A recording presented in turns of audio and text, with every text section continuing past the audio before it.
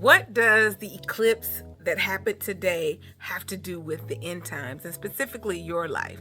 Hey, this is your girl Carmen, and I wanted to talk about this eclipse that we had today. Today is Monday, April 8th, 2024. And there have been a lot of prophetic words that have gone out about this eclipse and it being a milestone or a marker for the end times, and that we're getting closer, and that, this is I don't want to even go into it, but there have been discussions around that in Christian realm, right? And in other spiritual realms, I'll use that term because some aren't believers, but they have predictions or prophecies, as they would call them, on this. But I want to just admonish you and have you think about, admonish, that's such a churchy word. But I want to encourage you to think about and strongly suggest, what does that mean for you? Even if you knew, right? If this eclipse is the marker of the end times being closer, what we do know is we're closer today than we were yesterday. But also, what would life look like? What would you do differently? And I want to suggest to you that you should ultimately be found in obedience, whether the end times happens 100 years from now or tomorrow. At the end of the day, even if it happened 20 years from now, 100 years, 200 years from now, your life may not make it that far. None of us know the day or hour that Jesus is returning, but none of us know the day or hour that we will leave this earth.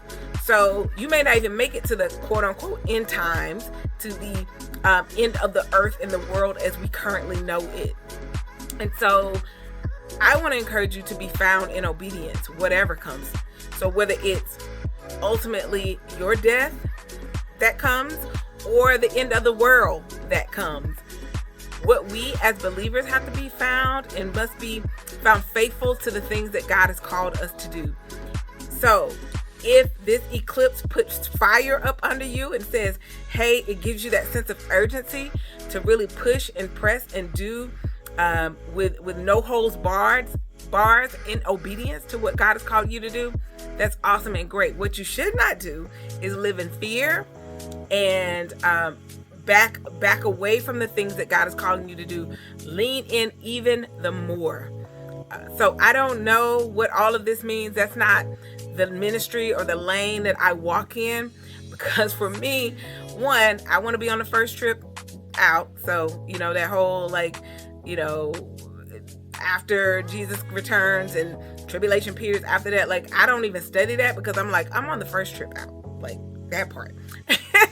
But then secondly, if I am leaning into the voice of God and in my best efforts being faithful and obedient to that voice, it really kind of doesn't matter when the end happens, whether the end of my life on earth or the end of the earth as we know it. So just be obedient. Listen to the voice of God, lean into the voice of God, and do what God tells you to do, and be found in obedience, no matter when the end times may come. I hope this blesses you. I hope it encourages. I hope it helps you to reframe all of this stuff that's going on right now that we hear in the news and in Christian world and in spiritual realm about this eclipse. Just be obedient. Just be obedient right now.